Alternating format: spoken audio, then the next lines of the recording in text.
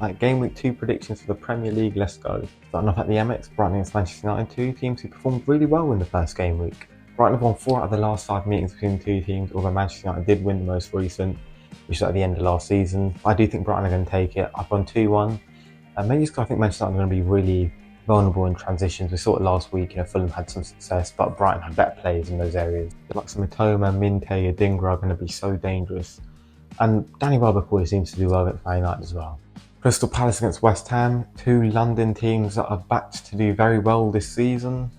Did not get off to a good start last week, both of them losing 2-1. Palace have lost Anderson as well, which is quite a big deal because he was very good for them last season. I've gone with a 2-2 draw. I think West Ham will play a lot better, they'll probably put some of the new signings into the 11. Games between these at Selhurst Park always have a lot of goals in them. He is still there and he will also wear the armband. This could go either way, but yeah, it should be an entertaining one. Fulham against Leicester, I've gone with a 1-1 draw. Could be a little bit controversial because I know Leicester aren't tipped to do too well. Fulham have also signed Anderson from Palace, and they've also signed Sander Berger. Now, a double pivot of Berger and Lukic could actually be very dangerous because they're both very physical. I don't think either one of them is good enough to play the lone pivot, but together that could be scary. To be honest, I just, as a QPR fan, I don't really like Fulham, so I'm maybe kind of putting that into a little bit.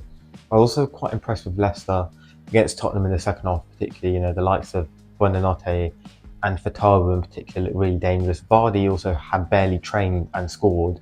He's going to be very dangerous. We all know how good he is. Obviously, Declan Dovere did start the last game, didn't do too well, but he is against his former club, and even if he doesn't play, I think Mavididi is significantly better anyway. I think that front four could cause a lot of problems for Fulham. Obviously, Fulham have a lot of attacking flair of their own, and yeah, it should be a good game. But Leicester did show last week that they know how to defend. Manchester City against Ipswich Town. I'm really sorry, Ipswich. I want you to do well this season. But I'm going with a 5-1 Man City win. Rodri may still not be back, so I could see maybe a 5-2, maybe even a 5-3, because Ipswich's attack looks really good, but defensively, the only addition they've brought in is Jacob Greaves so far. And while I think he is fantastic, a really good player, they did concede a lot of goals in the Championship. They can concede even more in the Premier League. And Man City are just so good. Doku, I think, will have a very good game.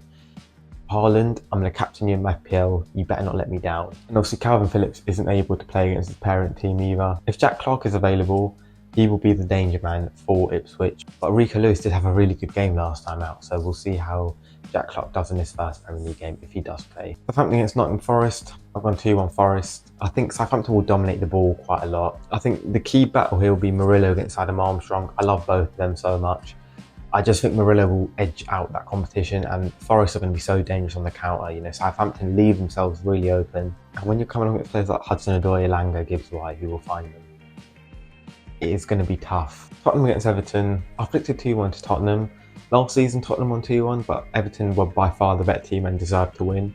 However, this time round, Everton have a lot of players out injured, like the Jarrod Brown, Tarkowski might not play either. That's their first choice centre-back pairing from last season, both out potentially. Obviously, Young suspended, Coleman out.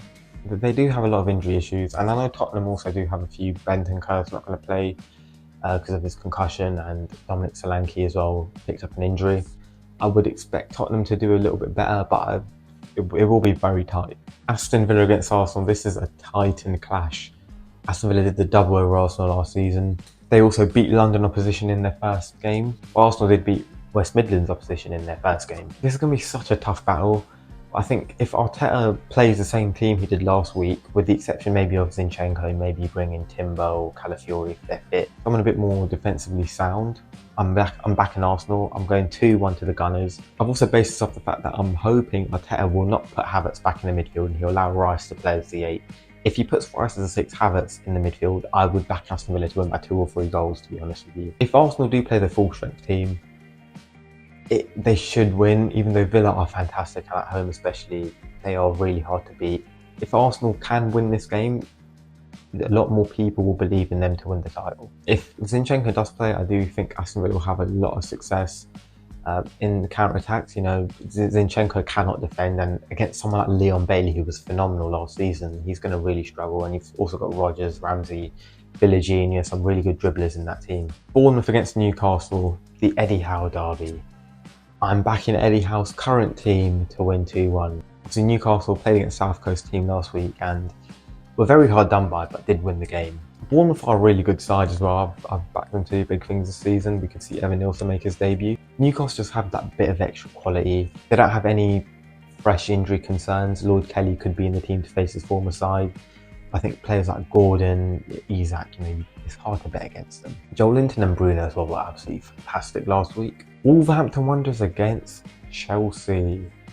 Now Chelsea did win in their Conference League qualifier first leg against Servette, but I was not impressed with them at all, man. Defensively, they don't look great, and they're so careless playing out from the back, but it's such a big principle of Maresca, but they just cannot do it. And Wolves are a team that press very high, and they caused Arsenal a lot of issues last week. And I think they're going to cause Chelsea a lot of issues. I've gone 2-1 Wolves. Obviously, it depends on how Maresca lines his team up. Especially Enzo Fernandez in that Chelsea team, I'm definitely going to be backing Wolves to win. Sanchez does not know how to play out from the back, man. I don't know why they're trying to make him do it. He also can't actually goal keep. So, why is he the first choice goalie, Chelsea? What are you doing? I think the Wolves attack will have a lot of success in this game, just from pressing, man, because Chelsea don't look comfortable with the ball at their feet. Finally, Liverpool against Brentford. I've gone 2-0 Liverpool. Shouldn't really be too much of an issue. Brentford's transfer business has just been buying Liverpool rejects. So, do you know what I mean? It's not exactly inspiring. And Bremo and Bissell were very good against Crystal Palace last week. But yeah, I think if Liverpool play like they did in the second half against Ipswich, they should win very comfortably. Yeah, those are my predictions. Let me know what you think in the comments down below. And I'll see you soon for another video.